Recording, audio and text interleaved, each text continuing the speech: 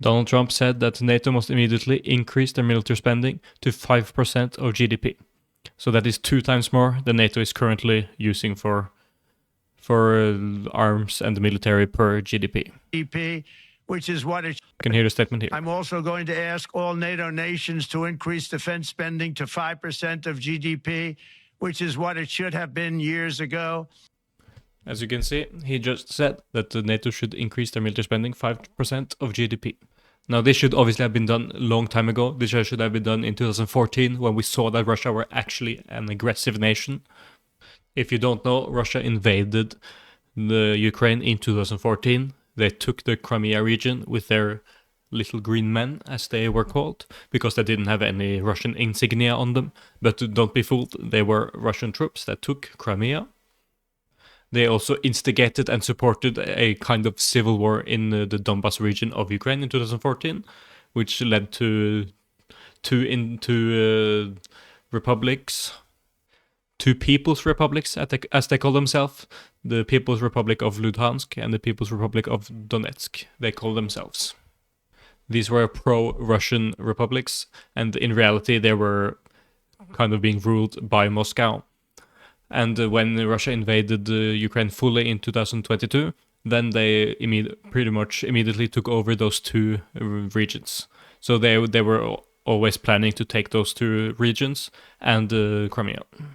So when all this is going on and you can see that Russia is actually an aggressive nation, then obviously you need to be able to protect yourself. So the West and NATO should have done this a long time ago. They should have increased their spending because it has been on like between 1 and 2% for decades. Since the fall of the Soviet Union, it's been between 1 and 2%, which is way, way, way too low. 2014 was really a wake-up call where everyone should have woken up and taken their defense spending way up to fight this aggression that Russia is doing. But since that wasn't done, it only started now from 2022 when Russia invaded Ukraine fully. So at least it's better late than never, but still it should have been done a long time ago. So that they are going to start to do that, and that the military and that the leaders like Donald Trump is actually saying that that needs to be done is a very good thing, and it has to be done. Do it.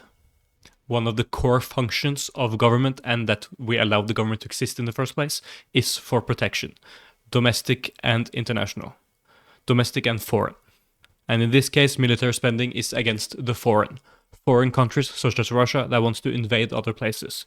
You need to be able to protect yourself from them, which is why you need to invest in the military.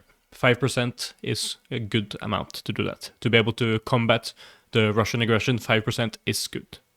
So if you're living in one of these countries, you should lobby the government, get in contact with your politicians, with your lawmakers, and try to make this happen. It is very, very important. If there is a war in the future, which is seemingly increasingly likely, then this is definitely needed.